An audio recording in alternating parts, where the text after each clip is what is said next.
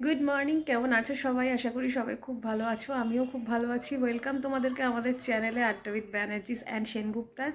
Welcome তোমাদেরকে আর একটা নতুন ব্লগে। আজ অনেক দিন পর, প্রায় এক সপ্তাহ পরে আমি একটা ব্লগ করতে শুরু করেছি আর কি। ম্যাক্সিমাম মানে মেন কথা হচ্ছে যে এই কটা দিন ধরে, গত রোববার দিন মানে পরশু যে রোববার ছিল তার আগের রোববার ছিল আমাদের পিকনিক, সেই ব্লগটা গেছে। আর না, তারপর থেকে আমরা একটুখানি ব্যস্তই হয়ে পড়েছি। তার কারণ আমাদের এই সময়টাতে এই প্রোগ্রামগুলো থাকে, যেগুলো সরকারি যে প্রোগ্রামগুলো, সঙ্গীত মেলা তোমরা অনেকেই জানবে, সেগুলো নিয়ে একটুখানি ব্যস্ত হয়ে পড়েছি আর কি। তো যাই হোক, এই সমস্ত চলতে চলতে ভাবলাম যে না, অনেক দিন ব্লগ করা হয়নি, তো চলো আজকে থেকে শুরু করি আবার। যে মঙ্গলবার, এখন বাজে 10টা 10। শুভময় একটু বেরিয়েছে এখন সকালবেলা, মানে মঙ্গলবার দিন না আমাদের বেলগড়িয়ার এই ঘোলা রোডের যে বাজারটা আমাদের বাড়ির, সেটা সব থেকে কাছে। এটা বন্ধ থাকে আর কি, মানে যে কারণে না ওদের বিড়াল কুকুরদের ভীষণ অসুবিধা হয়ে যায়, ওদের মাছ এটাই পাওয়া যায় না। আমাদের সবজি টবজি মোটামুটি অনলাইনে আনিয়ে নিতে পারি, কিন্তু ওদের জিনিসপত্র অনলাইনে আনানো মানে খুব মানে ঝক্কির ব্যাপার। তার কারণ এত দাম পড়ে যায় বেশি। তো যাই হোক, শুভময় এখন গেছে হুইস্কাস আনতে। হুইস্কাস যে গ্রেভিটা হয় না, ওটা দিয়ে চিকেন খেতেও খুব ভালোবাসে, বিড়ালরা খেতেও খুব ভালোবাসে। তো যাই হোক, চলো আমি এখন আপাতত বিছনা টিছনা একটুখানি গুছিয়ে টুছিয়ে নিই, বিছনা ঝেড়ে ফেড়ে একদম পরিষ্কার করে নিই, আজকে চাদরটাও চেঞ্জ করে নেব। তারপরে সময় আসুক, তারপর ব্রেকফাস্ট বানাবো। আমাদের ইন্ডাকশান আবার দেখো চলে এসছে। বাবা মা আমাকে অ্যানিভার্সারিতে ইন্ডাকশান গিফট করেছে আর কি। আর তার সাথে কিছু বাসনপত্র আছে, তো সেইগুলো দিয়ে মোটামুটি কাল থেকে আমি এবার রান্নাবান্না শুরু করেছি। তো চলো ব্রেকফাস্ট বানাবো। কী ব্রেকফাস্ট বানাবো সেটাও তোমাদের সাথে শেয়ার করছি। শীত তো মোটামুটি চলেই গেল, ঠান্ডা ফান্ডা আর কিছু লাগছে না সেরকম, খুব হালকা, মানে যেটা রাত্রিবেলা বেরোলে বা ভোরবেলায় যেটুকু হয় সেটুকু। কিন্তু এই যে কম্বলটা যে রাখি রাত্রিরে, যে গায়ে দিই মাঝে মাঝে, কম্বলটা না একটুখানি রোদ্দুর দিলে মনে হয় যেন ভালো লাগে। তো এখন কম্বলটা একটু রোদ্দুরে দিয়ে দিই। এখানে আমার কম্বলটা আমি রোদ্দুরে দিয়ে দিয়েছি। টিকার যে কম্বলটা রয়েছে ওটা কালকে রোদ খাওয়ানো হয়ে গেছে, তো ওটা আজকে আর দেবো না, ওটা এখন ভাঁজ করে রেখে দিই।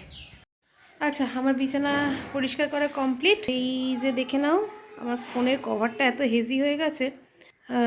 আর এখানে শুভমা চলে এসছে ওদের জন্য খাবার দাবার নিয়ে। তো চলো এবার ব্রেকফাস্ট বানাবো, 10:30 বেজে গেছে।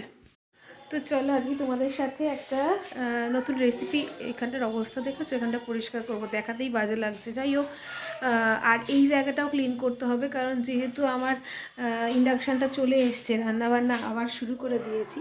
তো এবারে আস্তে আস্তে এই জায়গাটা পরিষ্কার করে, এই জায়গাটা ঠিক করে, এখানে মশলাপাতি যেরকম আমার থাকতো আবার ওটা ঠিক করে নেবো। যাই হোক, চলো তোমাদের সাথে আজকে শেয়ার করি একটা নতুন রেসিপি। আমার কাছে নতুন, অনেকের কাছেই হয়তো এটা অনেকেই খাও হয়তো। সেটা হচ্ছে ওটসের উপমা। তো চলো দেখো কীভাবে করি। আচ্ছা, এখানে আমি কড়াইতে প্রথমে তেল দিয়েছি, আর কড়াইটা যে দেখতে পাচ্ছ পুড়ে পুড়ে গেছে, এর কারণটা তোমাদের বলে দিই দাঁড়াও। আচ্ছা, আসলে কালকে আমি এই কড়াইটাতে করেছিলাম হচ্ছে সুজির হালুয়া, তো ওই দুধটা ধরে গিয়ে না কড়াইটা এরকম হয়ে গেছে।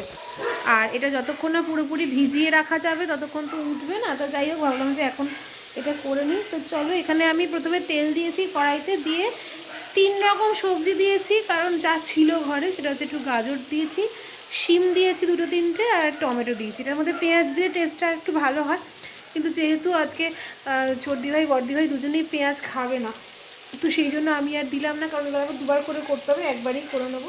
তো এটা ভালো করে সতে করে নেবো। করার পরে টেস্টটা একটু বাড়ানোর জন্য আমি একটু ম্যাগি মশলা দিই। তো মোটামুটি এতে নুন দিয়ে একটুখানি ভাজলে যেহেতু সবজিটা নরম নরম হয়ে যায়, তো নুন দিয়ে ভাজা চলছে। ম্যাগি মশলাও আমি দিলাম না, তার কারণ ম্যাগি মশলাতে তো পেঁয়াজ রসুন থাকে, আর আমরা তো এখনও পর্যন্ত পেঁয়াজ রসুনটাকে আঁশ বলেই ধরি। তো যাই হোক, এখানে আমার বাড়িতে বানানো একটা মশলা ছিল, একটু মেথি, একটু গরম মশলা, মানে যেটা দারচিনি লবঙ্গ এলাচ থাকে, সেই সমস্ত অনেক কিছু দিয়ে একটা মশলা বানানো ছিল, সেটা একটুখানি দিলাম। এবার এর মধ্যে দেব ড্রাই রোস্ট করা ওটস। ওটসটা দিয়ে দিয়েছি। এবার এটাকে ভালো করে নাড়িয়ে চাড়িয়ে নিয়ে খুব সামান্য জল দিয়ে অল্প অল্প করে ঢাকা দিয়ে সেদ্ধ করে নেব। ব্রেকফাস্ট আমাদের হয়ে গেছে। এখন এই যে জানলার এই জায়গাটা দেখছো, এটা এখন একটুখানি দেখি পরিষ্কার করি। বাজে এখন একটু বেশি, 12টা বাজে। কিন্তু এটা একটু না করলে না আমার নিজের একটুখানি কেমন কেমন লাগছে, মানে আমি কিছু খুঁজে পাচ্ছি না, মশলা টশলা কোনটাতে কী আছে বুঝতে পারছি না। তো এখন এগুলো পরিষ্কার করে একটুখানি গুছিয়ে রেখে দিই। ওকে, সমস্ত কিছু নামিয়ে পরিষ্কার করা হয়ে গেছে। এখানে কাগজ পাতা ছিল, কাগজটা তুলে আমি একটা পুরনো চাদর, মানে কাঁচা চাদর পেতে দিলাম আর কি। এবারে এইখানে সমস্ত, যেহেতু আমার একটাই ঘর ওপরে, তো অন্য কোথাও আর রাখারও জায়গা নেই, খাট ছাড়া এখানে রেখেছি। এবার সব যা যা পুরনো মশলাপাতি যেগুলো দেখছি যে আসলে অনেক দিন ধরে রান্না করা না হয়নি তো ওপরে, তো এবার একটু সমস্যা হয়ে গেছে। যা যা দেখলাম যে একটুখানি মনে হলো একটু পুরনো হয়ে গেছে বা কিছু কিছু জিনিস ছিল যেগুলো ডেট পেরিয়ে গেছে, ওগুলো ফেলে দিলাম, দিয়ে এবার নতুন সব কিছু দিয়ে এটা এখন গুছিয়ে নেব। আচ্ছা, এখানে সমস্ত জিনিসপত্র আমার গুছিয়ে রাখা কমপ্লিট। এখন আমি স্নানে যাব। আর আজকে এই সমস্ত কিছু করতে গিয়ে রান্নাবান্নার দিকে যেতে পারিনি, তাই ওকে বললাম যে এখানে যেটুকু আছে সবজি টবজিগুলো একটুখানি নাবিয়ে রেখে দিতে, বিছানাটা পরিষ্কার করে আমি স্নান করে এসে তারপরে একদম প্রেশার কুকারের মধ্যে চাল ডাল দিয়ে একটু সবজি দিয়ে খিচুড়ি মতন বসিয়ে দেবো। গুড ইভিনিং, বাজে এখন 8টা। আমার দুপুরবেলা জানি না কেন এত ঘুম পেয়েছিল, আমি ঘুমিয়ে পড়েছিলাম। এই যে দেখছো টিকা এখানে বসে আছে। যাই হোক, আর আমার কাশিটা এত হচ্ছে না দুপুরবেলা, মানে ঘুম ঘুম জাতীয় একটুখানি চোখ লাগলে বা ঘুমটা একটু ডিপ হলেই দেখছি কাশি হচ্ছে। এমনিতে পরশুদিন আমার একটা প্রোগ্রাম রয়েছে গানের, তো কী করে যে গান গাইবো, কী গান গাইবো এখনও পর্যন্ত কিছু ঠিকই করতে পারছি না। যাই হোক, সকালবেলা যে খিচুড়ি করেছিলাম সেই খিচুড়ি বা দুপুরের যে খিচুড়িটা ছিল ওটা অনেকটা রয়ে গেছে, ওটা এখন থাকবে।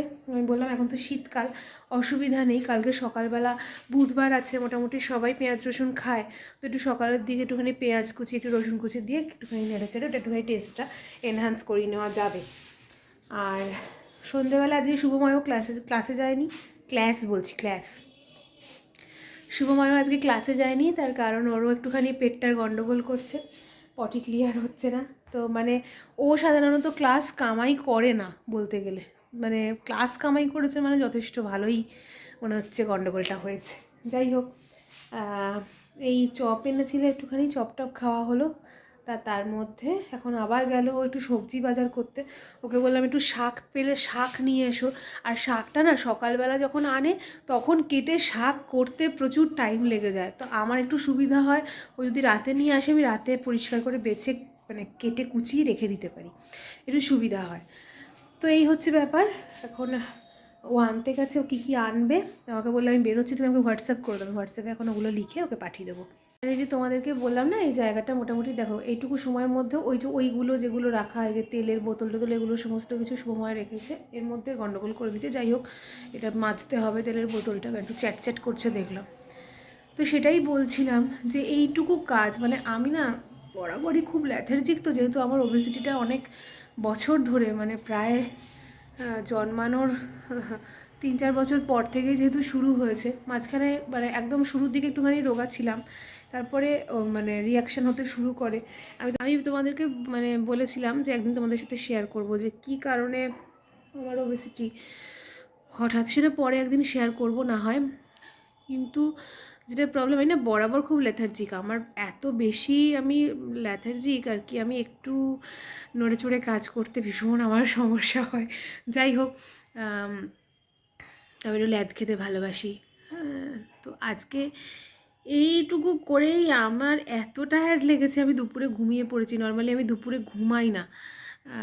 আগে একটা সময় ছিল, তোমাদের সাথে এর আগে আমি বোধহয় শেয়ার করেছিলাম যে দুপুরে না ঘুমালে আমার প্রচণ্ড মাথা ব্যথা করতো। তখন সবাই আমাকে বারণ করতো, কেন তুই দুপুরে ঘুমাস, একটু গল্পের বই পড়, একটু পড়াশোনা কর। তখন আমি দুপুরে না ঘুমিয়ে থাকতে পারতাম, আমার এত মাথা ব্যথা করতো। কিন্তু এখন আমি দুপুরে তারপর থেকে অনেকটা মানে না ঘুমানোর অভ্যেসটা আর কি প্র্যাকটিস করেছি আর কি, অভ্যেস আর প্র্যাকটিস তো মানুষ কীভাবে করে, যে এইসব ভুলভাল বকছি। যাই হোক, কিন্তু এখন আর মানে ঘুমাই না, কিন্তু আজকে আমি এত ঘুমিয়ে পড়েছি যে বলার নয়। তো সেটাই আমি মায়ের সাথে একটু আগে কথা বলছিলাম, আসলে মানে বিয়ের পর থেকে না আমার একটার পর একটা মানে শরীরের ওপর দিয়ে একটার পর একটা বড় বড় রোগ হয়েছে, তো আমার এখন আর শরীরটা একদম দেয় না, আমি খাটাখুটি করতেই পারি না। দেখবে আমার ঘর তোর কিন্তু ভীষণ অগোছালো, নিজের মাঝে মাঝে বাজে লাগে যে লোকজন এলে কি করবে কি ভাববে, কিন্তু আমি একদম পারি না। মানে এই যে জানলাটা, যেহেতু এই ঘরে অন্য কোনো জায়গা নেই, এইখানে আমার মশলাপাতি, রান্নার জিনিসপত্র সমস্ত কিছু থাকে। আর এই পেছনের যে জানলাটা দেখছো, এখানে মানে দরকারি জিনিসপত্র, ধরো কিছু হয়তো ক্রিম টিম যেগুলো মাখার, সেগুলো, ব্রাশ থাকে, এই যে দেখতে পাচ্ছ সাবান রয়েছে, হ্যাঁ, যেগুলো রাখার আর কি। বা আমাদের যে প্রচুর মেমেন্টো, আমার অত বেশি নেই, শুভময়েরই প্রচুর রয়েছে, সেগুলো কিছু কিছু রাখা থাকে আর কি। দুটো জানলা যদি আমি একদিনে পরিষ্কার করে নিই, তাহলে আমার একটু সুবিধা হয়। এটা একদিন ওটা একদিন করতে করতে, এবার এটা করতে করতে না ওটা আবার নোংরা হয়ে যাবে। কিন্তু একদম আমার শরীরে দেয় না, একদম দেয় না, আমি একদম পারি না। আজকেই করা উচিত ছিল কিন্তু হলো না, যে কারণে আজকে তখন খিচুড়ি বসাতে হলো আমার। মানে দুপুরবেলা আমি খিচুড়ি বানিয়েছিলাম, সমস্ত চাল ডাল, তার সাথে আলু, ফুলকপি ছিল না বলে দিতে পারিনি, গাজর, শিম, এই ছিল সবজি, যেটা দিয়ে উপমা করেছিলাম সকালবেলা। সেগুলো দিয়ে জাস্ট একটা ঘ্যাট মতন করেছি, নুন মিষ্টি দিয়ে, একটু সামান্য একটু ভাজা মশলা ছিল সেই দিয়ে, এইরকমভাবে করেছি। মোটামুটি খাওয়ার যোগ্য হয়েছে, এই অনেক। কিন্তু আর শরীরে দিচ্ছিল না। তো সেটাই কথা, যে বিশেষ করে আমার কোভিডটা হওয়ার পরে পরে আমার এত শরীরটা খারাপ হয়ে গেছে, আমি আর মানে নিতেই পারি না একদম, কোনো রকম কোনো কাজের আমি চাপই নিতে পারি না। একটু এদিক থেকে ওদিক হলেই না আমার ভীষণ কষ্ট হয়, মনে হয় একদম শরীর ছেড়ে দিচ্ছে এরকম টাইপের। যাই হোক, কিছু করার নেই, হয়েছে যখন, কোভিড টোভিড হয়ে গেছে যখন, কিছু তো আর করার নেই। তো এইভাবেই চলতে হবে। কিন্তু আমি সবাইকেই বলবো, যাদের কোভিড হয়েছে, পোস্ট কোভিড এফেক্ট প্রচুর দিন ধরে, আমার কোভিড হয়েছে 2 বছর হয়ে গেছে, 2021-এ আমার কোভিড হয়েছে। কিন্তু আমি এত ভুগেছিলাম, আমার সেই ব্যাপার এখনও চলছে। কোভিডের পর থেকে জানো, আমি বসে থাকতে পারি না, মানে একটানা বসে থাকতে আমার ভীষণ কষ্ট হয়, আমার পিঠে ঘাড়ে ভীষণ ব্যথা করে। এর আগে যখন আমি কম্পিউটার ক্লাসে যেতাম আর কি, স্কুলে পড়াকালীন, হ্যাঁ 11-12 পড়াকালীন, যখন আমি কম্পিউটার শিখতে শুরু করেছিলাম, তখন কম্পিউটার প্র্যাকটিক্যাল ক্লাসগুলোতে আমার গিয়ে গিয়ে স্পন্ডিলাইটিস শুরু হয়ে গিয়েছিলো, কারণ এই টুলের মধ্যে বসতে হতো আর ঘাড়ে ব্যথা শুরু হয়ে গিয়েছিল। সেটা পরের দিকে গেলেও এখন এমন হয়ে গেছে, আমি এই যে 1.5 ঘন্টা বসে ক্লাস করাই, 1.5 থেকে 2 ঘন্টা, আমার ভীষণ কষ্ট হয় চেয়ার না হলে, বা একটা হেলান দেওয়ার কিছু না হলে খুব কষ্ট হয়। যাই হোক, তো কোভিড মানে যারা ভুগেছো, ভীষণ আনফর্চুনেট, তারা জানো যে কী অবস্থা হয় শরীরের। মোটামুটি আমাদের বাড়ির যে কজন আমরা ভুগেছি, আমাদের সবারই মোটামুটি এক অবস্থা, এক একজনের এক এক রকম সিমটম হয়েছে, এক এক রকম এফেক্টগুলো রয়ে গেছে। যেমন আমার এরকম ব্যথা, ভীষণ টায়ার্ডনেস, সব একটু কিছুতেই আমি টায়ার্ড হয়ে পড়ি। বড়দি ভাইয়ের কোভিড হয়েছিল, বড়দি ভাইয়ের ওই একই সময় হয়েছিল তো আমাদের, ওই তারপর থেকে ওর পেটের প্রবলেম সারছেই না। ওর আইবিএস ধরা পড়লো, তারপরে এত কষ্ট হচ্ছিল, এত কষ্ট পেয়েছে আর কি, ভীষণ কষ্ট পেয়েছে। তো যাই হোক, কিছু বলার নেই এটা নিয়ে আর। তো চলো, এখন শুভমাকে আমি বলে দিলাম যে কী আনতে হবে, অল্প কিছু সবজির কথাই মাথায় এলো। বিশেষ করে শাকটা বললাম একটু আগে নেওয়ার চেষ্টা করো, যে কোনো শাক যেটাই পাবে না কেন, পালং শাক হোক, মেথি শাক হোক, যাই পাবে না কেন, তো সেটা আনলে ওর পেটটা এবার ক্লিয়ার হবে। তো এবার দেখি ও আনুক, তারপরে তোমাদেরকে দেখাচ্ছি কী কী বাজার করে আনলো। শুভময় চলে এসছে বাজার করে। কি পাইলা? পেলাম বেগুন, আলু, আর উচ্ছে। ও বলছে যা যা লিখেছো তার যা হাফ যা দিচ্ছি। লিখেছে তার হাফ পেয়েছি, হাফ পাইনি। শাক পাওনি কিছু? শাক পাইনি কিছু রাতে। কি মুশকিল, রাতে শাক পাওয়ার পেতে হলে দরকার ওই ছিল। ফ্লাইওভারের ওখানে যেতে হতো, স্টেশনের ওখানে। আমি একবার ভাবছি যে একবার আমি বিগ বাস্কেট একবার দেখি, বিগ বাস্কেট বা হ্যাঁ, বিগ ইনস্টামার্ট বাস্কেটে দেখো। পেয়ে গেলে না, আমি কেটে তাহলে রেখে দেবো। দেখা ধরো তোমাদের সাথে, বাবা তোমাদেরকে দেখাই কি কি আনছে। এই যে টিকান সবার আগে এসছে, কি আছে বাজারের ব্যাগে সেগুলো খোঁজ করতে হচ্ছে। এখানে যা দেখছি, বাবারে পুরো লাল বেগুন রয়েছে, মনে হচ্ছে লাল রঙের বেগুন। এই হচ্ছে বেগুন, উচ্ছে রয়েছে, আলু রয়েছে, আর রসুন। দাঁড়া আমি বার করে তারপর দেখাচ্ছি তোমাদের। তো এই হচ্ছে বাজার। এখানে কিছু উচ্ছে, এটা কি লেগেছে, সাদা সাদা না তো, না এখানে উচ্ছে না, উচ্ছে না, এটা করলা রয়েছে, এখানে রয়েছে আলু আর রসুন, আর এখানে রয়েছে বেগুন। ও বলছে আমি আর কিছু পাইনি, আর এই টিকান বসে আছে। এই হচ্ছে টিকান। তো রাত্রিবেলা বোধহয় বড়দি ভাই কিছু করবে নিচে। আর শাকটা পেলে আমি তোমাদেরকে বললাম না যে কেটে রেখে দেবো, দেখি আমি একবার অনলাইনে পাই কিনা। তো এখন বাজে 11টা, আমাদের ডিনার সমস্ত কিছু কমপ্লিট। টিকানো এখানে শুয়ে পড়ছে, কম্বল চাইছে। হাত দেখিয়ে দেখিয়ে কম্বল চায়, নাহলে হয় কম্বল দিতে হবে, না হলে চাদর পেতে দিতে হবে। আর নিজের চাদরে কিছুতেই শোবে না। ওকে কাঁচা চাদর দেওয়া হলেও ও সেই ঘুরে ফিরে আমার চাদরটাই ওর পছন্দ, কেন জানি না। যাই হোক, চলো ডিনার আমাদের হয়ে গেছে। ডিনার আজকে বর্দিভাই রান্না করেছিল। তো আজকের ব্লগটাও চলো এখানেই শেষ করি। অনলাইনে সবজি অর্ডার দেওয়ার কথা ছিল, অনলাইনে সবজি অর্ডার দিতে পারলাম না, তার কারণ শাকটা কিচ্ছু অনলাইনেও পেলাম না। যাই হোক, চলো কালকে দেখা যাবে কালকে কি হবে না হবে। আজকের ব্লগটা এখানেই শেষ করছি আজকের মতো। কালকে একটা নতুন ব্লগ নিয়ে তোমাদের সাথে আবার দেখা হচ্ছে। ততক্ষণ সবাই খুব ভালো থেকো, সুস্থ থেকো, সাবধানে থেকো, আর সবাইকে ভালো রেখো। Tata, good night.